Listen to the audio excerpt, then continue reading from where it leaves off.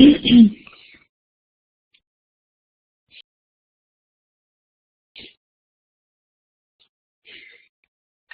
good evening, everybody. Just want to make sure that everybody can hear me well and that the chat is working.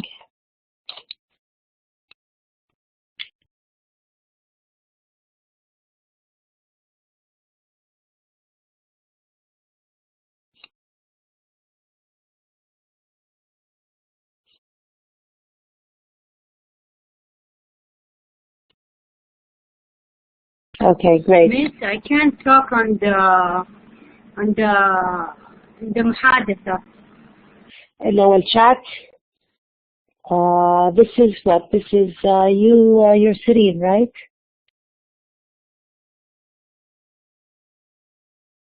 Yes, okay, let me check and see what's happening. Miss, I can't write. Okay, is this Syrian? Are you Syrian? No, Ilham. Ilham.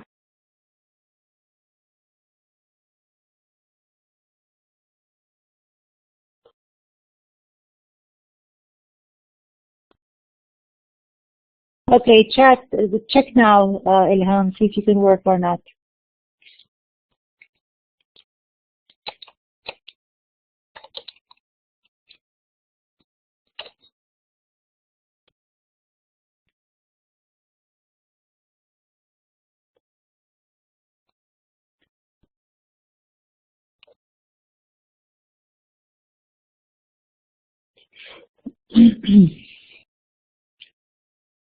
Okay, that's great, Ilham. Anybody have a problem, people? Okay, check your chat. Make sure that you can hear me well so that we can start our session. Anybody has a problem, just use your mic or raise your hand and just write on the chat. Now, as we said the last time, this chapter is on semantic roles. It's it's chapter 4 in your textbooks. Now, some people are telling me that they have a different textbook and that chapter 4 is not semantic roles. Whatever textbook you have, as long as it's Charles Kreidler introducing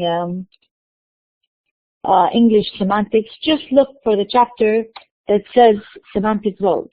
So we're looking for a chapter called semantic roles. Okay, and it is chapter 4 in the edition that I have. Now let me just upload the slides for you. Remember, all the slides are there for you on the blackboard. You have a discussion board. If you have any problems, you can ask other students. I also sent you a video that is on referring expressions from YouTube.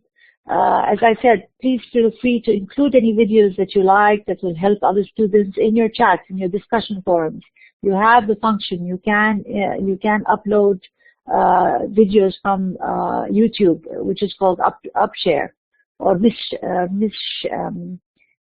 or Mishaps or something like that. It's a mashup, sorry. So if you have a mashup, you can always go to YouTube and introduce video as well, or any file that you like.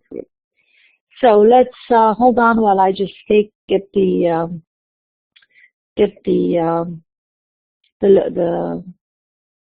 chapter for you.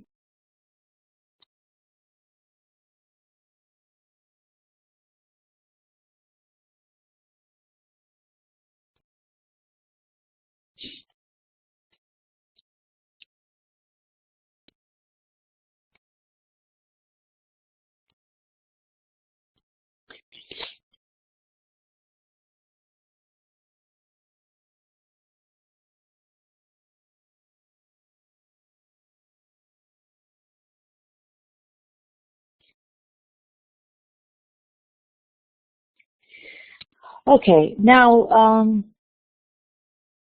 in this chapter, we'll be looking at how to do a semantic analysis and how to do a syntactic analysis. We have to distinguish between a semantic analysis of the text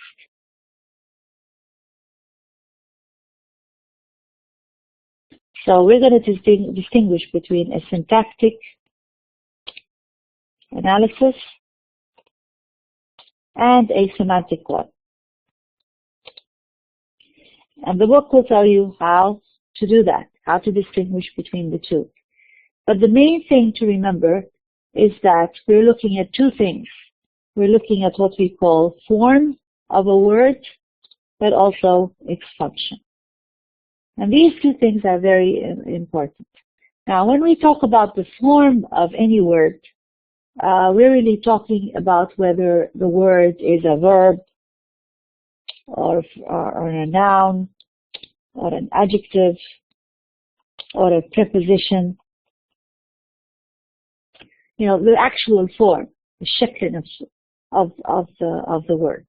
But when we talk about the function, we're really talking of whether this noun, for example, or noun phrase is a subject or an object, or whether it is something is an adverbial, اللي هو جر ومجرور in Arabic, or whether something is a verb or what we call a predicate. So the function is really موقع الكلمة في الإعراب. That's what we mean when we say the function of a lexeme or of a word. And the form is its actual form, what it is. شكل نفسه, whether it's a noun phrase or a verb phrase or an adjective or a preposition. So we need to distinguish between those two things first. And also remember that the last time when we met, we were looking at, in the last lecture, we were looking at referring expressions. And I told you that when we have longer referring expressions, for example, like things like the girl sitting. Miss, do we write with you all of this, or? You don't have to write with me all of this. It's there for you to look at. You don't have to write with me. I'm just explaining to you what's happening. It's in the slide, but it is a different format in the slide. If you want to write, you can. You know, take notes, you can. But it will be explained in some other way in the slides as well. Alternatively, you can just repeat the lecture, and you can, you know, view the lecture in the recorded lectures, and you can see it. But it is important for you to understand what's happening, that there's a form and there's a function. So it's good to take notes so that you can know the difference between the both. Now, when we said the girl in the park, we said that this was, the girl in the park is what we call a noun phrase. The slides, are there? Yes. Are there the written, the girl sitting in the park? No. It's not written in the slide? No, it won't be there. It's not there. It will be there in other ways. I'm just explaining it to you. So you won't see the actual thing, the girl sitting in the park. Okay, it's just my way of explaining things. Okay. So the girl sitting in the park, all of it is a noun phrase. There is sitting over here. It is some kind of a verb, but it's not the full form of the verb. It's what we call an ing verb. That's because it ends in ing. It's a gerund. But it's not a full form. It's not, for example, is sitting. You didn't say the girl is sitting in the park. If you said that the girl is sitting in the park, this would be a whole sentence. But when you say the girl is sitting in the park,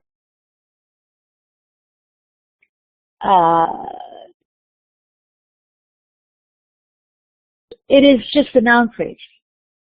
And we want to go into what the noun phrase is, because this will make it easier for you to understand the chapter when we look at it. Now, all of this is a noun phrase. As I said, if you have the girl sitting in the park is my sister, for example, and I tell you where is the referring expression, all of this is the referring expression, the girl sitting in the park, all of it. The ing here is a modifier, yani sifa, a girl. So it's all one big noun phrase. And all of it functions as a subject. Remember we said the form and the function? Now in form, it is a noun phrase. But in function, it is a subject if we say the girl sitting in the park is my sister, for example. So we have to make sure that we understand what it is we're doing when we're looking at the noun phrase, because the noun phrase can be complex. You can say, instead of the girl sitting in the park, you can say the girl in the park is my sister. And notice here what's happening. It's just in the park, which is not a ing clause, it's just a prepositional, right? Jar majroor, in the park. But it's also part of the noun phrase because it's a modifier. It modifies the girl. So yes, we have to make it, and you have to know how to distinguish between how to identify longer descriptive elements in a noun phrase. That's when we were talking about referring expressions. They told you that referring expressions can have longer, it can have longer items. It doesn't only have to be the girl. It could be the girl plus a number of things that are after it. So the girl in the park, all of this is the noun phrase, and it functions as subject. And my sister, obviously, is also another phrase, but a noun phrase, but it doesn't function as an object. We'll tell you what the function is now. But the main thing to remember is that the function is, in Arabic, موقع الكلمة في الإعراب. So, الإعراب نفسه بس شكل الكلمة نفسها is what we call the form. Now, this is important, just an introduction to the semantic roles that we're going to go into right now. So let's go to the semantic roles. And we looked at this the last time very quickly. We said that all these three, we walk in the park, our walk in the park, and for us to walk in the park, all of those have the same proposition. And watch out for when we say proposition here. We say proposition.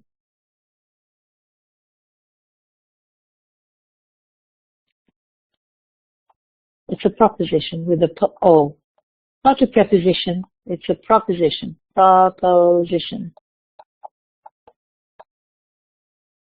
This word over here, proposition. What's the difference between preposition and proposition? A preposition هو الجر والمجرور. Okay, preposition is just like in, on. Remember your grammar? Preposition. Preposition. The preposition I know is the preposition.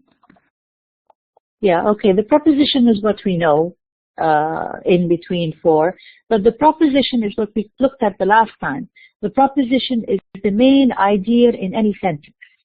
You're going to look at it now. They will explain it some more. But the proposition, as we explained it the last time, the proposition is just the main idea in any sentence.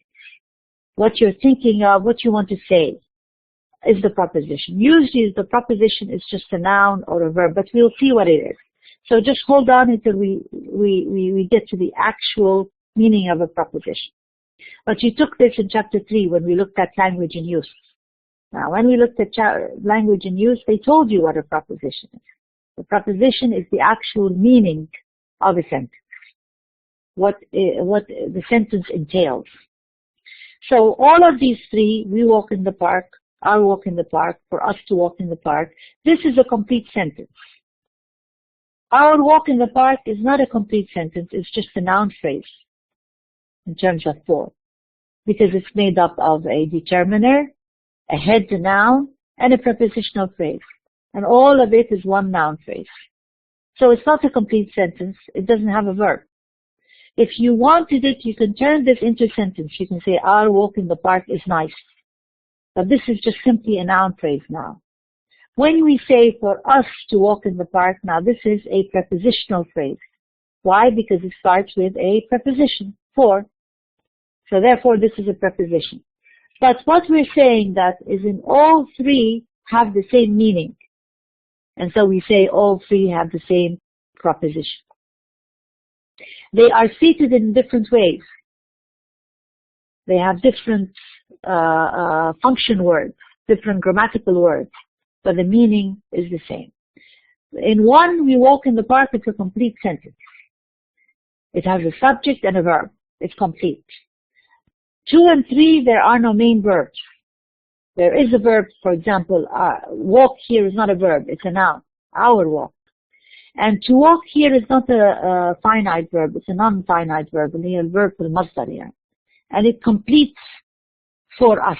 It's part of the prepositional phrase. But there is no main verb. But we're saying that all three have the same proposition. Now, when you say complete sentence, you're making an assertion. An assertion is شيء تأكيدي, بتأكدي على شيء. And so when you make an assertion, you have to have a complete sentence. 2 and 3 are not complete sentences, so they do not have assertions. Now, all 3 expressions, as we say, they share the same semantic content. That means they share the same proposition. Semantic content is the same thing as a proposition. The only difference between them is that the grammar is different. The grammar, we are, not are, we, our, and us. All of those mean the same thing, right? We and our and us all refer to we. And so the difference between all of these 3 is basically a difference of grammar, not in terms of meaning. So actually what we're saying is the following. When we say we walk in the park, this is one single proposition. In a proposition, you refer to something in the outside world, that there's a person called we, and there's a park, and that we are actually walking. So you're describing what the person or the objects in the world are doing. That's a proposition. Now, a proposition can be obviously expressed in different ways.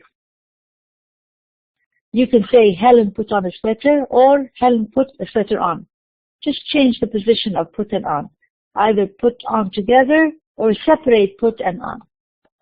But you're really saying the same thing. You didn't change the structure of the proposition. You change the sentence. This is sentence 1 and this is sentence 2. Because every time you change anything in the sentence, it becomes a different sentence. So yes, this is sentence 1 and this is sentence 2, but they share the same proposition. They say the same thing. So the meaning is the same. So before, the meaning is the same. And we don't say meaning in semantics. We're going to call this meaning proposition. Okay. So we always have to have a proposition first. And then the proposition can be expressed by various different sentences. So instead of saying, John broke the window, you say the window was broken by John. It's the same thing, one active, one passive, 2 different sentences, but the same proposition, expressed in 3 or 4 or 5 different ways. And once you have a sentence, you can utter this sentence. And this will be utterance 1, utterance 2, utterance 3. Sentences can be uttered as many times as there are speakers. But you cannot utter a proposition. A proposition is not uttered. A proposition is written or derived into a sentence, is expressed in a sentence form. And from sentence, you can go to utterance. So a proposition is something abstract. It's not concrete. Remember when we said in chapter 2, it's not in any language. It doesn't have sound. It cannot be low. It cannot be soft. Because it's in your mind. It's what you want to express. Once you express it, it becomes a sentence. And then once you have a sentence, you can have an utterance as well. Now, another example. Richard broke the report. Richard is the one who broke the report.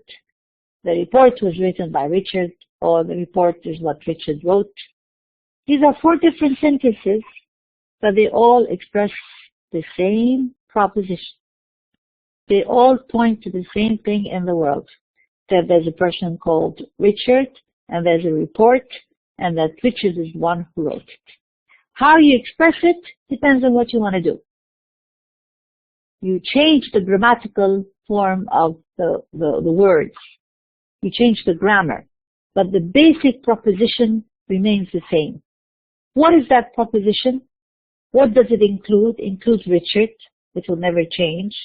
And it includes the report, which will always be the same. And it includes a verb that is right. Now you can change it around and say Richard is writing the report. You can change the structure of the verb.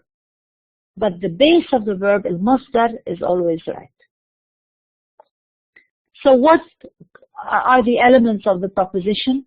The proposition includes 2 things. The referring expression and the predicate, what is actually happening, the verb. Everything else is a part of the grammar. So, is the one who, all of that is just grammatical words. It's just what we call function words. It's not part of the preposition, it's just grammar, what we called as function words before. It doesn't refer to anything. They are not lexemes. They are basically their grammatical elements that are there in syntax. So it's part of the syntactic structure, but not part of the semantic structure. For example, here you said the report was written. So here you include the perfect aspect. You change the form of the verb, but the actual masdar is right. And you added a new function word by. But the fact is, there's still the same, the proposition. There's Richard, and there's the report, and there's this right as a predicate. What you could change also is, notice, you change the position of the noun phrase. This is noun phrase 1, and this is noun phrase 2, right? Here, the report was written by Richard. You change the structure. Now, noun phrase 2, the report is here, and Richard becomes noun phrase 2. So you can change the structure also of where the subject in initial position is. You can change it around.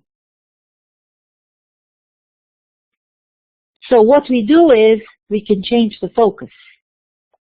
What do you mean focus? I can emphasize which element or part of the sentence you want to put more emphasis on. In Richard wrote the report, you're really emphasizing Richard. You want to stress on Richard. You want to put the focus or the importance of Richard, not on the report. When you say the report was written by Richard, then your real emphasis, your real main point that you want to stress is really the report. It's not who wrote it. It's the report that is important to you. And so these are different sentences, but they express the same proposition. They do differ in grammar, and they differ in the focus. Now, if you say, Richard wrote the report and Helen did too, notice what you did. Now you added a new sentence here. You're actually saying Richard wrote the report and Helen wrote the report. So here you don't have one proposition. You have two propositions, not just one. So it contains two propositions. How did you do that? Because you added function words. You added did, and you added to, and you added and all of these are part of the grammar. They're not lexemes, they're basically function words. But the main thing to know is that these are two propositions and not just one. So what are we saying here? We are saying that English sentences have certain kind of what we call modifications. Modifications means changes. You change the sentence around by adding modifications that we call inflections. So by adding these inflections, you can change the structure of the sentence. And what are these inflections? What do we mean by inflections? Inflection include three things: the tense, the aspect, and the modality. The tense is basically when you change from present to past. So instead of saying he walks in the park, you're going to say he walked in the park. You can also change the aspect. Here you have the ing, the progressive continuous tense. Remember your grammar. Or you can use the perfective tense. Remember your perfect. You put have plus the ed. So you change. Instead of saying he walks in the park, you're going to say he is walking in the park. Or he has walked in the park. It's the same sentence, same proposition, but you change the inflections, and so therefore you change the sentence. Or you can add modality. You can add the modal verb like may or could or should. And remember, when you add a modal verb like may or should or walk or could or will, you put the verb always in the infinitive, fil masdar.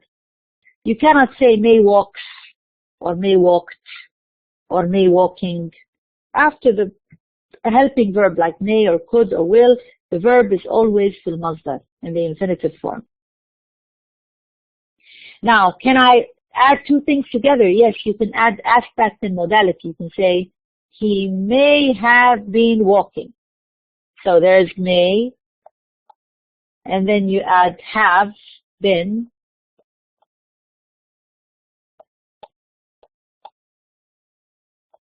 Walking. Now, what did you do here? What is I may have been walking? What is it that we did? Well, first of all, you added the may, which is the modality, right? And then you wanted to add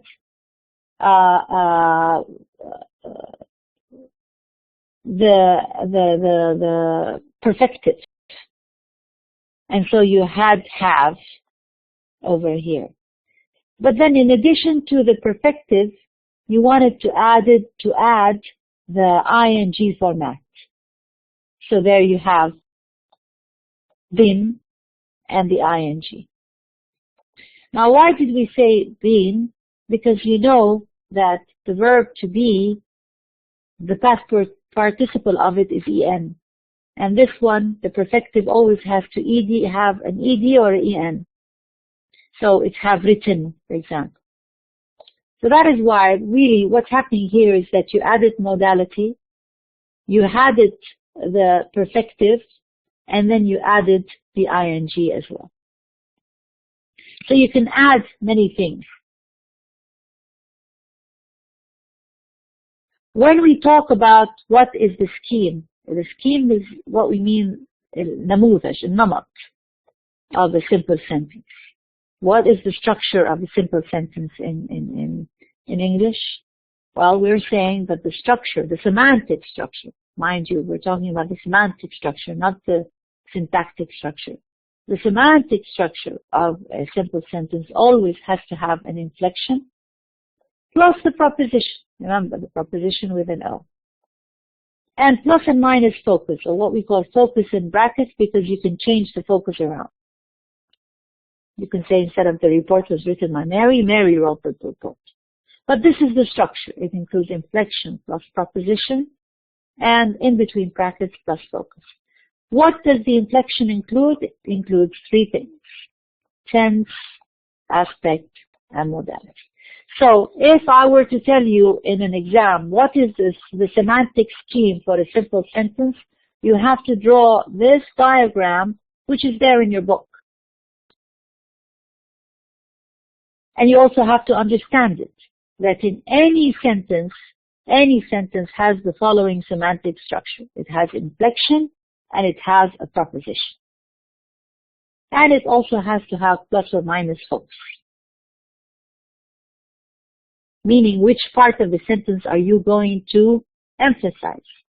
The first thing that you want to do when you want to do a semantic analysis is you want to separate the inflection from the proposition. That's the first thing that you want to do. You have to separate the inflection. Take out the inflection so that you have only the proposition.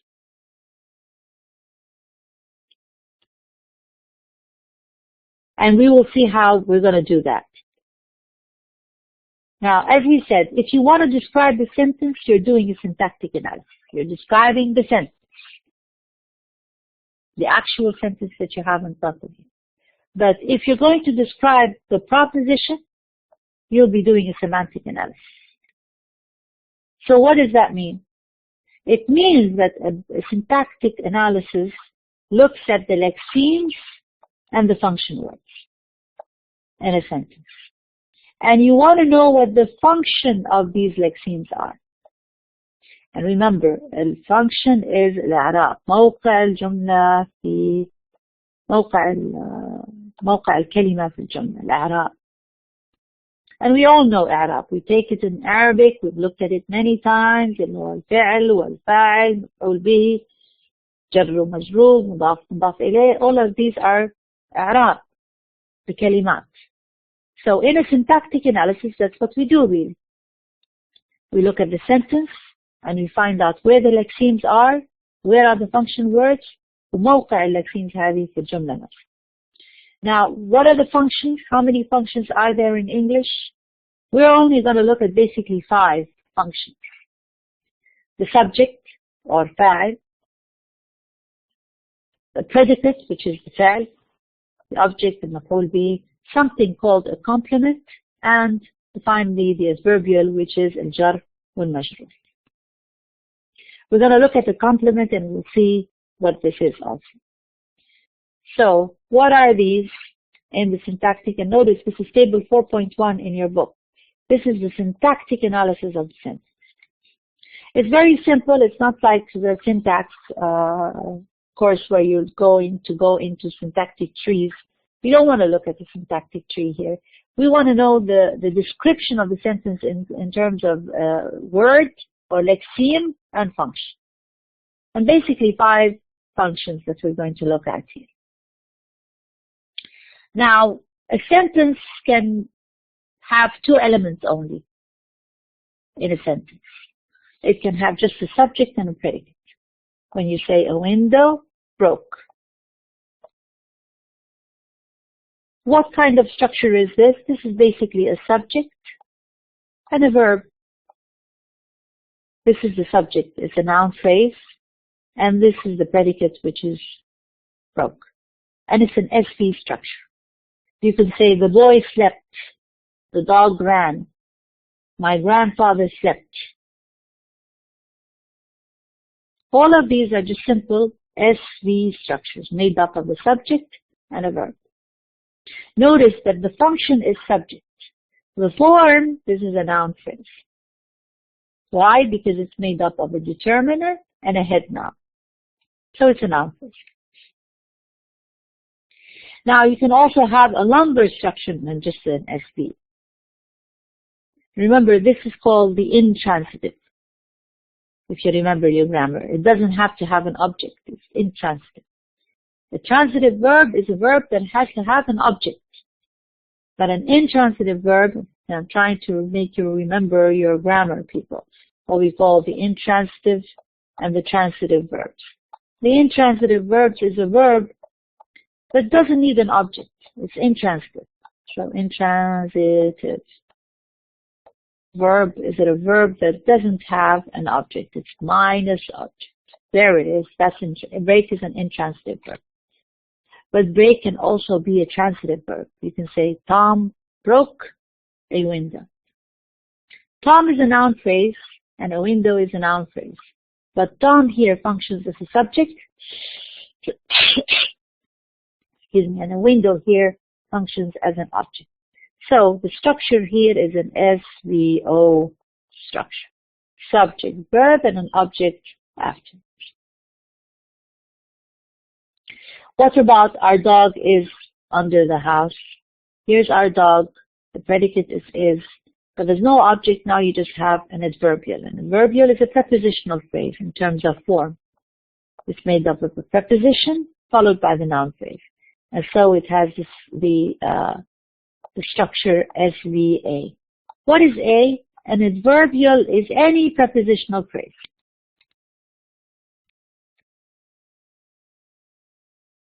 You can say Denise put marmalade on her toast. Here's Denise, she's the subject. Put is the verb. Now you have an object, which is marmalade, المفعول به, but you also have a preposition, a prepositional phrase. So this is an SVO with an A at the end. Structure. You can say Albert sends email to his friends. Same thing. Albert subject, sends is the predicate, object is the email, and then to his friends is a prepositional phrase. So it's also an SVOA. What about the complement, the function that we call the complement? Well, anytime there's the verb to be as a predicate, what follows it has to be a complement. Following the verb to be, you cannot have an object. It has to be a complement. So I is the subject, predicate is am, and here this it's an adjective. It's adjective in form, but in function it's a complement. Hector is afraid. Also a complement here, but now you have what he is afraid of. You add another prepositional or an adverbial. So this is an SVC, and here, before the C, this V is always the verb to be.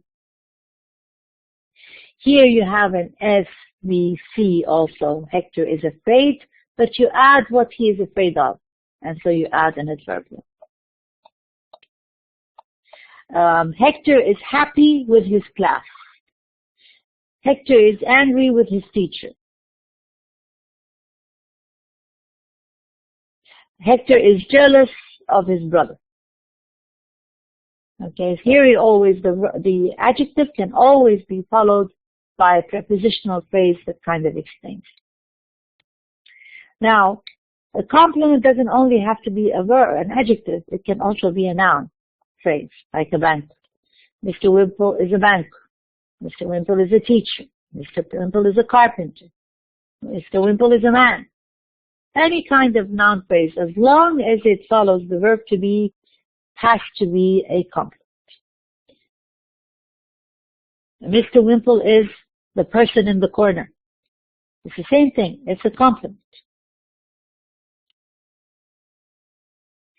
Finally, we have Albert sends his friends email. And look at what we have here. We have an indirect object and a direct object. And notice that Albert, this one and this one are the same in terms of proposition. Albert sends email to his friends, and Albert sends his friends email.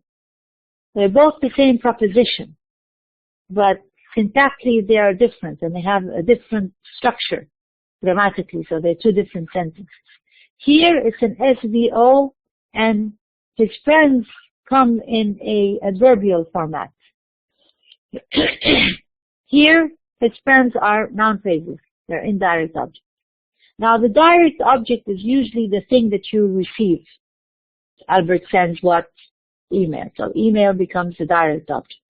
And the indirect object is always the person who receives something. So, who got the email? His friends. Albert gave Mary flowers. So Mary is the indirect, she's the one who receives, and the flowers are the direct object. Mary wrote John a letter. It's the same thing. A letter is what she wrote, this is the direct object, and the person who receives it becomes the indirect. Here actually the verb is followed by two objects. And remember that we have the same thing in Arabic. الأفعال اللي تاخذ مفعولين صح؟ We always have أفعال, بعض الأفعال, some verbs are able to take two direct objects, two objects and not just one. So over here we have an SVOO format.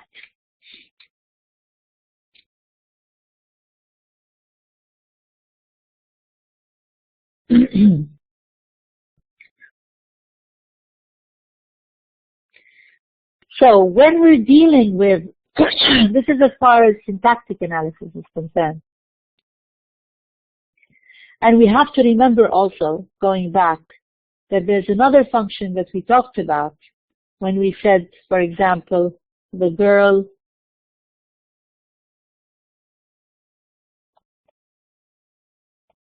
sitting in the park.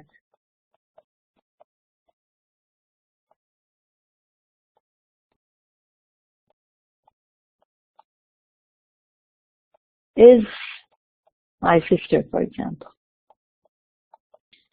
Now here, watch out, all of this, the girl sitting in the park, all of it is a noun phrase. So all of it is subject. You can say, a window in the room broke. What's happening? You added a prepositional phrase to the word, to the head noun. It's not adverbial here in the room. It's part of the noun phrase. It's what we call a modifier. So if we want to add a new function here, we're really adding the function of a modifier. Modifier is just a longer description. Something that is that modifies or gives extra description of a noun. So here, a window in the room, or the girl sitting in the room, this is an ing clause, shibh jumla, and it's just there to add to the girl. It's a modifier of the girl.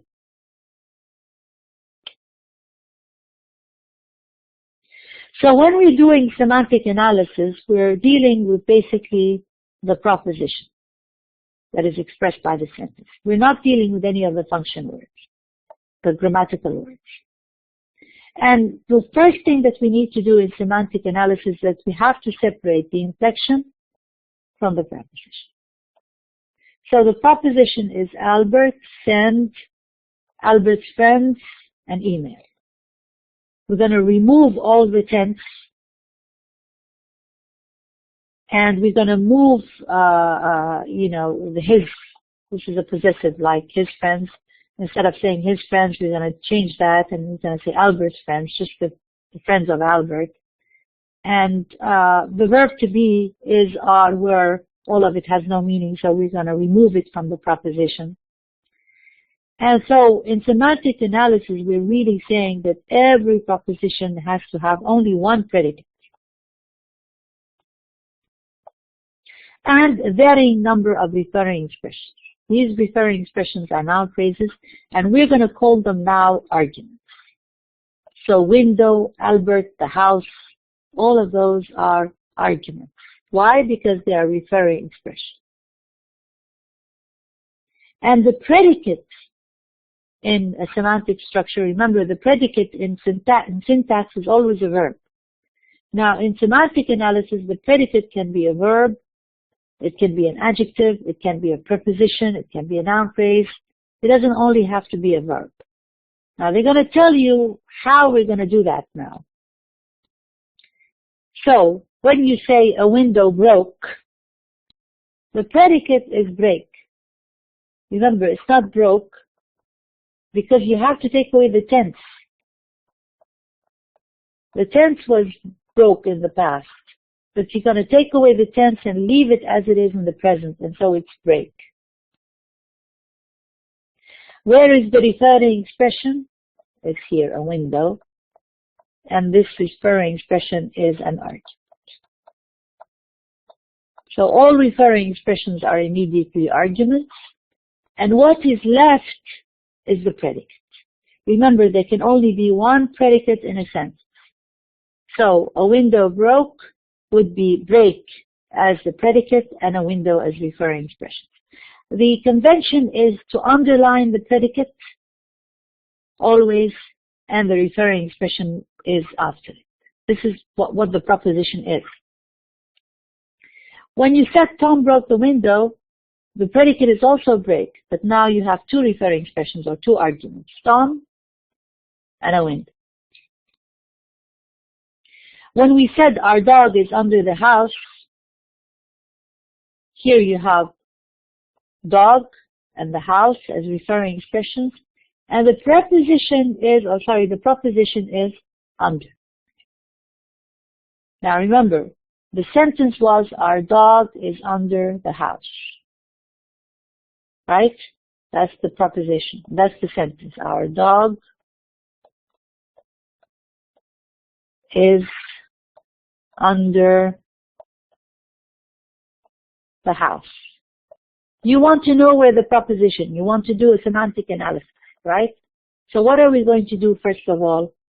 First of all, we have to find out where the referring expressions are. That's the first thing that you're going to do. There's one referring expression here, our dog, and the other referring expression is the house, right? What's left?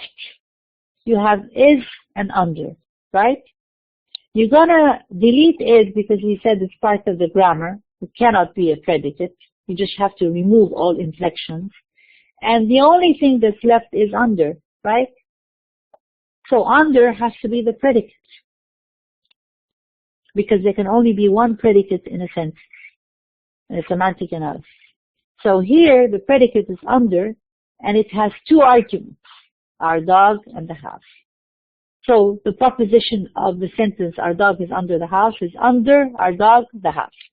Can we understand it? Yes, we can understand it even without inflection, because the proposition is very much like what we call jungle talk or Tarzan talk.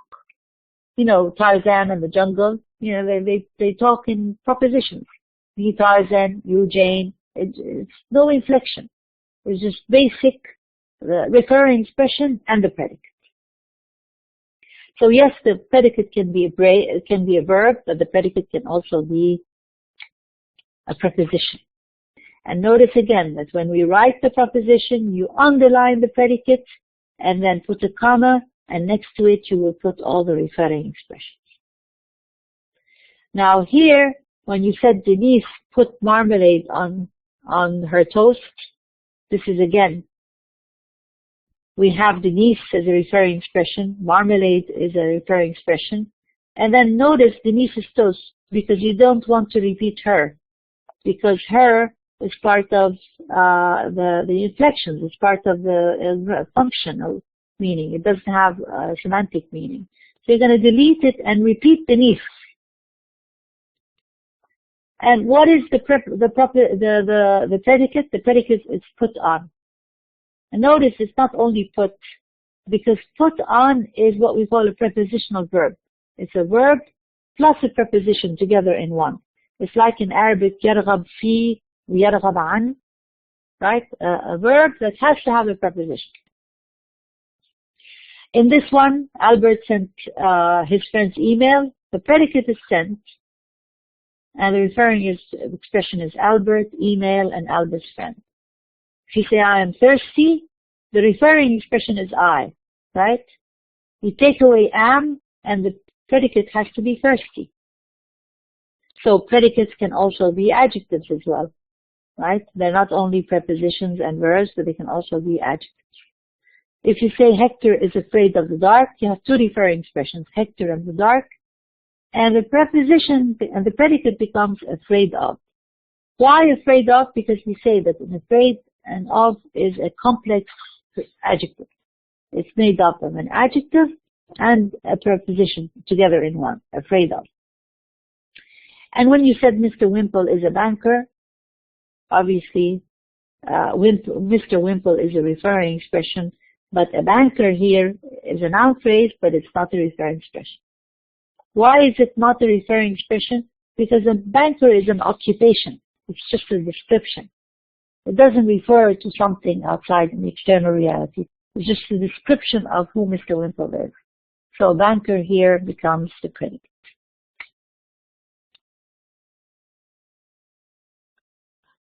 Now, the arguments that accompany the predicate have different semantic functions. Remember, we talked about the functions, the syntactic functions in syntax, the adverbial, the subject, the object, the indirect object. All of those are functions in syntax.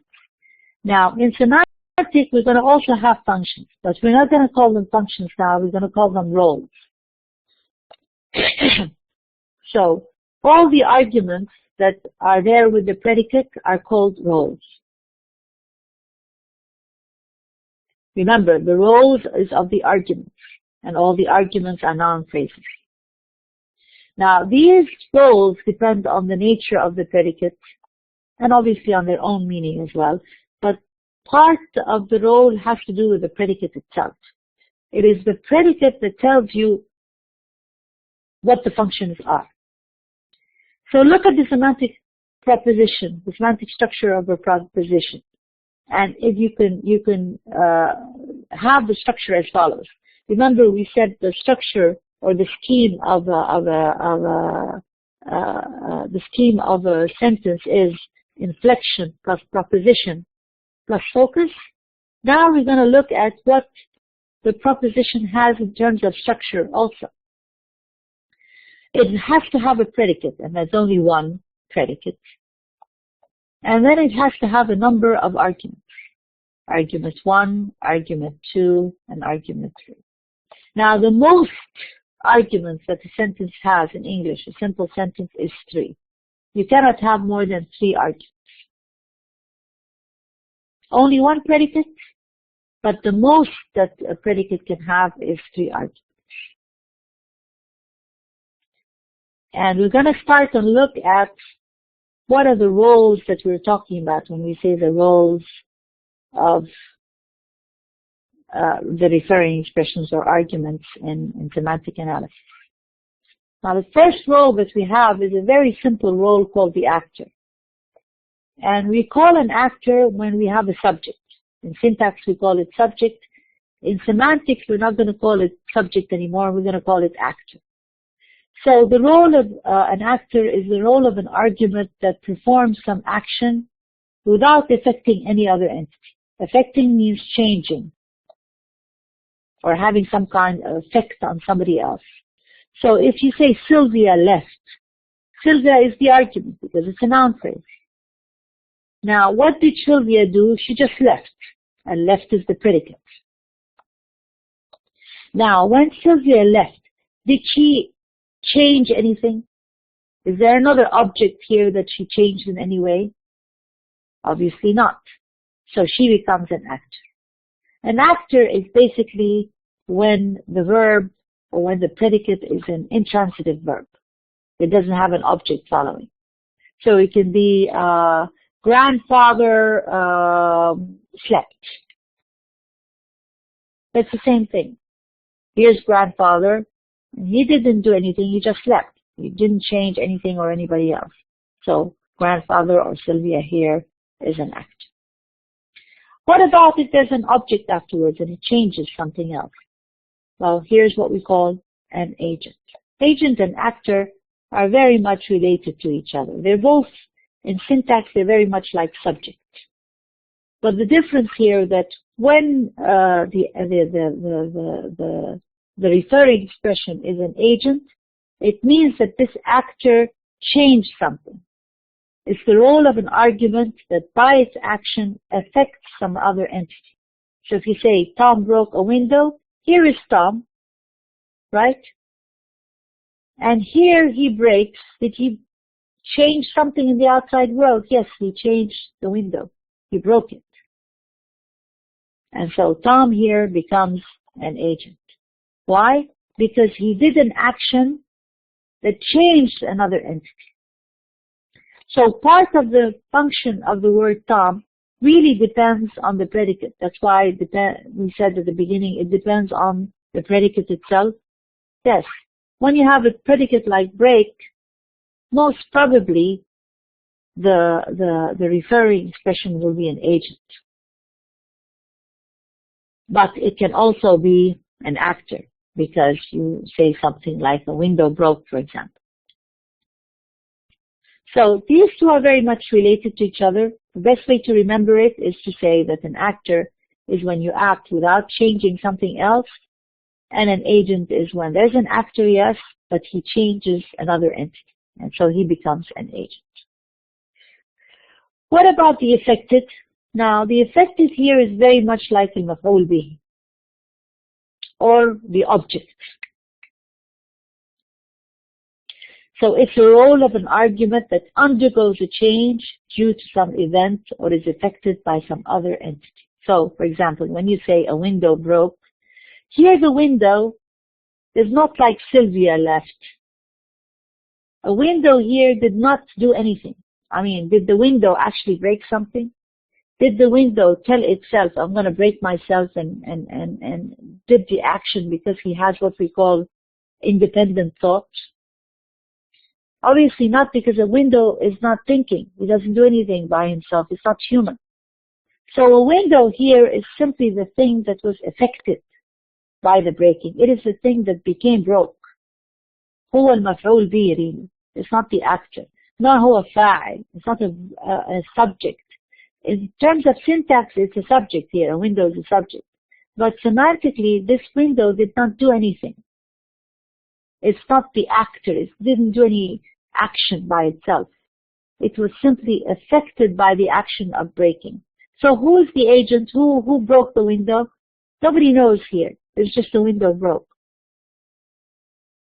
If you said a window broke by Tom, a window was broken by Tom, for example, then Tom would be the agent here, and he is the one who broke the window. But over here, it is just the window is simply an affected, is in the role of the affected, even though it's in initial position. And syntactically, it's a subject. Semantically, it's not a subject, it's an affected.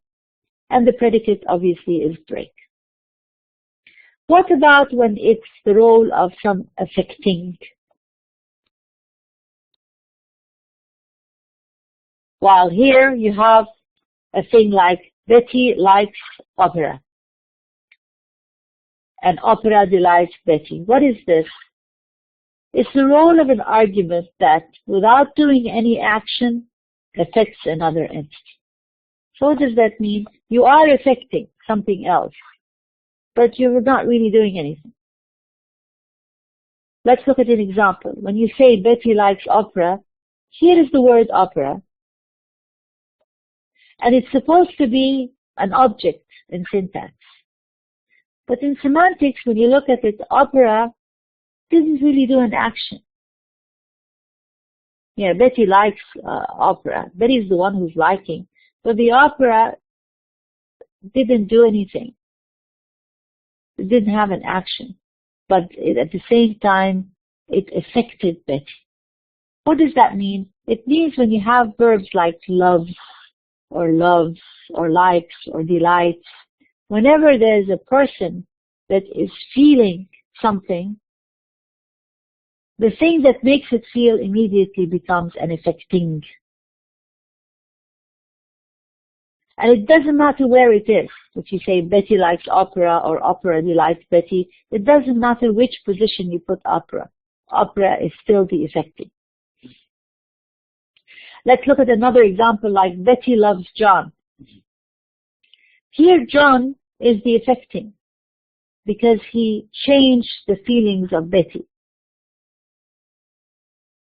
Betty feels for John, so John is always the affecting. And Betty becomes the affected because she's affected by her love for John, so therefore she's an affected. In an associate,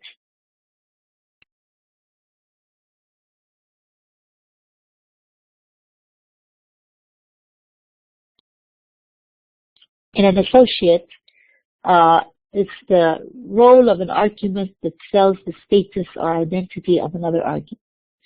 If you say Roger is a student here is an associate. Why? Because Roger is a theme. Now we'll explain this as we go on.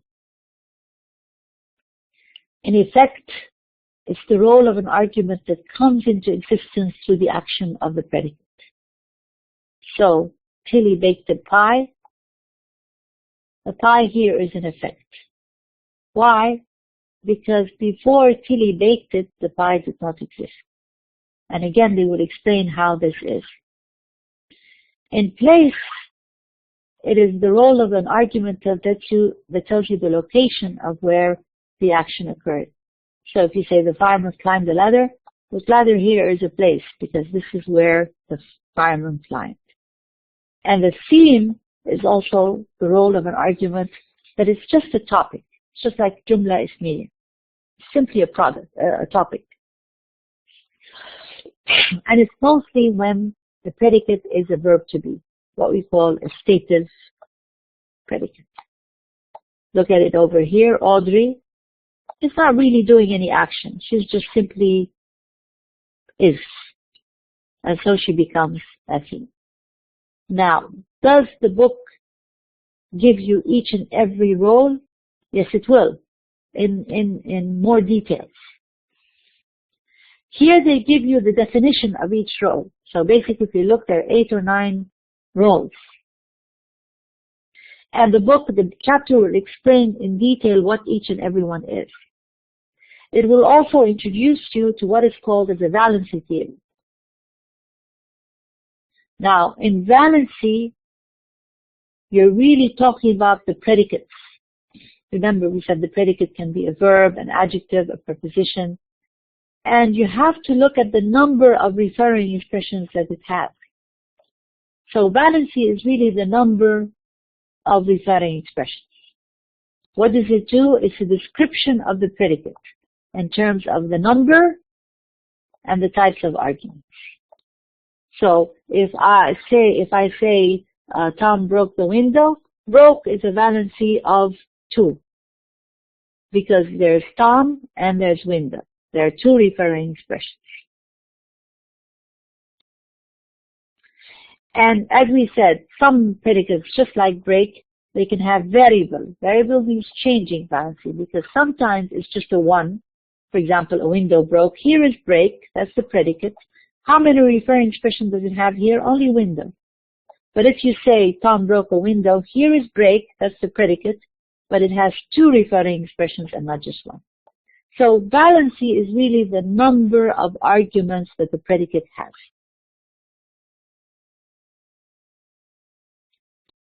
And the first valency that they give you is what we call valency 0. And then there's valency 1, valency 2, valency 3. Now, why are we saying 0, 1, 2, 3? Because we're looking at the predicate and saying how many referring expressions that the predicate has. So the first thing they have to know is, where is the predicate? And the only way that you can find out the predicate is if you take away all the referring expressions first. And then you can find out where the predicate is. So when you say it is snowing, there's only one predicate, and that is the verb snow. But it here does not refer to anything. It's just a grammatical word. The only predicate there is snow. And so that's why we say it's a 0 valency, because there are no referring expressions. If you say my brother snores, first of all, where is the referring expression? It's my brother. So the predicate has to be snore. How many referring expressions does the snore have? There's only 1. So therefore, snore is a valency of 1. If you say Chris is making an omelette, there are 2 referring expressions. Valency is how many, valency is how many referring expressions a predicate has. How many noun phrases a predicate has. It is not nouns. It's how many referring expressions the predicate has. So, first of all, if you say Chris is making an omelette, where are the referring expressions? Chris is a referring expression, and an omelette is another expression, referring expression. Where is the predicate? The predicate has to be make. You're going to take away the inflection, which is ing, and you take away the verb to be, and the only predicate is make. So make is a predicate. Now we go into the valency. How many referring expressions does make have? What is the valency of make? The valency is 1, 2. Because you cannot say, for example, Chris is making. When you say Chris is making, there's something wrong with the sentence. You can't say Chris is making. The only time you can use make is when you have 2 referring expressions. You say Chris is making an omelette. Chris is baking a cake.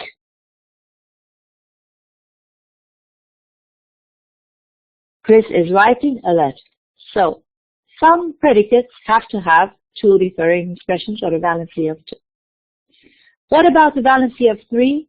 When you say Agnes is writing her mother a letter. Where are the referring expressions?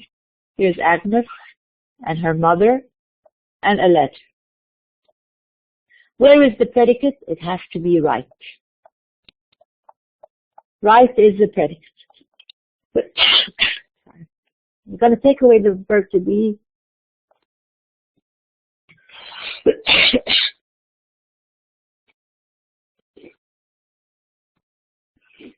Yes, to make a full understandable sentence, you have to have two referring expressions for make.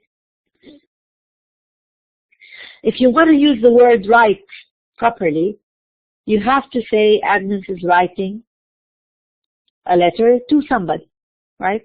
Sometimes you can say Agnes is writing a letter and you leave the mother, for example, but you know for sure that the write has to have 3 referring expressions. That's why it's a valency of 3.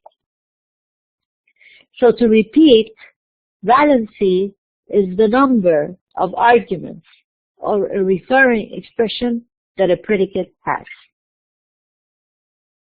How do we find out where the predicate is? First of all, you have to take away or underline all the referring expressions so that they know where they are. And then what is left has to be the predicate. If there are any inflections like is or ing or function words like and or whatever, you're going to delete it. And the predicate is, there's only one in the sentence. There can be no more than one predicate. And remember, in semantics, the predicate can be a verb, it can be a preposition, it can be an adjective, it can be a noun. And all of them have to have a valency. The valency is the number of arguments or referring expression that a predicate has and the kind of role that these arguments play in the sentence. Now, this is what they're going to give you from now on. The description of the valency 0, valency 1, valency 2, valency 3. They will give you how many valency each predicate has and what is the role of those arguments. Not only how many arguments, but what is the role of those arguments as well.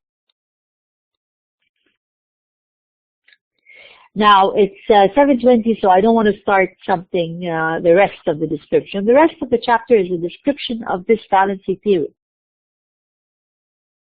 It's a description of what we mean by valency 0, valency 1, valency 2, valency 3. Now, in an exam, I can give you a sentence like, my brother snores, for example, and tell you what is the role of the argument. I can underline my brother and tell you what is the role of my brother. Not the valency, I just want the role. The role here, my brother, the role of the brother is actor. Why do we say that the role is an actor? Because the brother here, an actor, is any noun phrase, any argument that does not affect anybody else. And so here, my brother, the predicate is just snore. And my brother doesn't affect anybody else. There's no other object. So therefore, my brother here becomes an actor.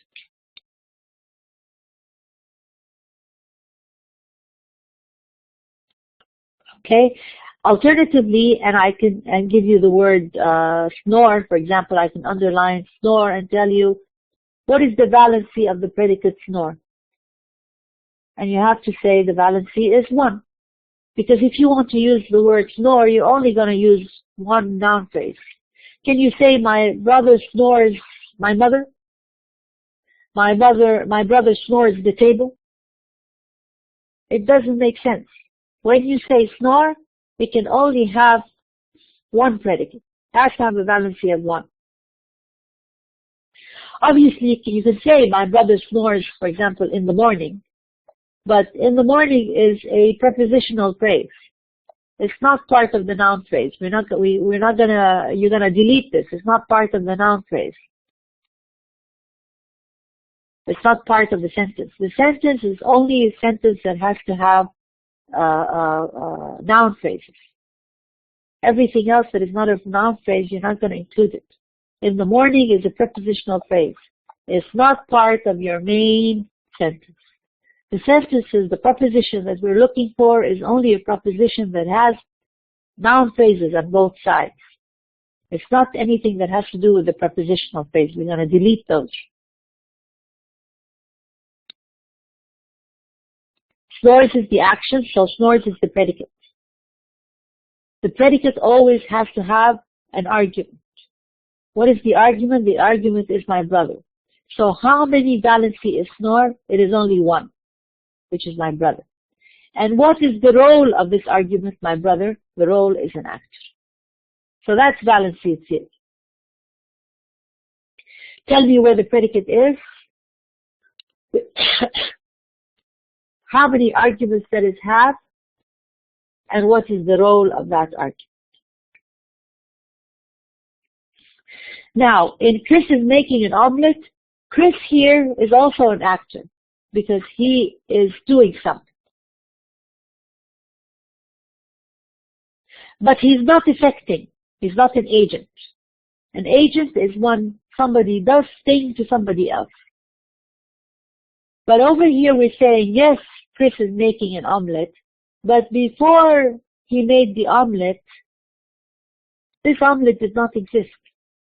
Yeah, and before Chris made the omelet, did the omelet exist? Was it there?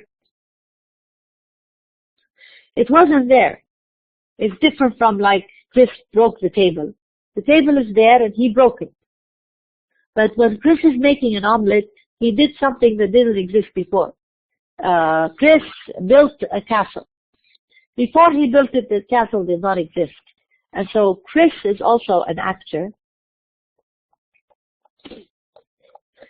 And we call the omelet an effect. The role of effect.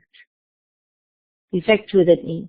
What is the effect? An effect is something that didn't exist before and started to exist because the action of a person or an object. But the predicate is make, and make is a valency of 2. And it has 2 arguments. One argument is an actor, and the other one is an effect. So in an exam, if I give you Chris is making an omelet and underline the omelet and tell you what role is an omelet here, you'll have to tell me it's an effect. If I tell you where is the predicate in Chris is making an omelet, you will have to say that the predicate is make. Can you repeat that last thing, please, again? About me. Chris is making an omelet? Okay. So when we say Chris is making an omelet, the predicate here is make. M-A-K-E. You're going to take away the ing because you just want the verb without any inflection. Yes, you're right, Tiamani. We have to stop over here. But just let me repeat this for Ilham and then we'll stop. The predicate is make and it has to have 2 arguments. So it's a valency of 2, not just a valency of 1. Now we have to know where the arguments are. The argument is Chris and omelet. We also have to say what the roles of each of those arguments are. Remember, the role is part of the argument. Chris here is also an actor because he's doing an action which is making. We have to look at the role of the omelet. What is the omelet here? What role does it play? It's not affecting. It wasn't affected by Chris making it because it didn't exist before Chris made it. So what scientists did or semanticists did was introduce a role that is called effect with an E. And this role is anything that comes into existence when somebody does something. So if I dug a hole, for example, or I dug a hole, the opposite, the past tense of digging, yes, right? I'm digging a hole, I dug a hole. Now this hole was not there before I dug it, right? So therefore a hole here is an effect because it didn't exist before I did it. And I becomes an actor. And the predicate obviously is big. How many valency is big? It's a valency of 2. Thank you so much. 2. Okay, let's stop over here and we'll continue the next time. And I'll see you next Sunday, inshallah. If you have any questions, remember the discussion board is here. And if you have any questions, just write it down and remember to ask immediately before we start our next class. Okay. Bye-bye for now. Take care.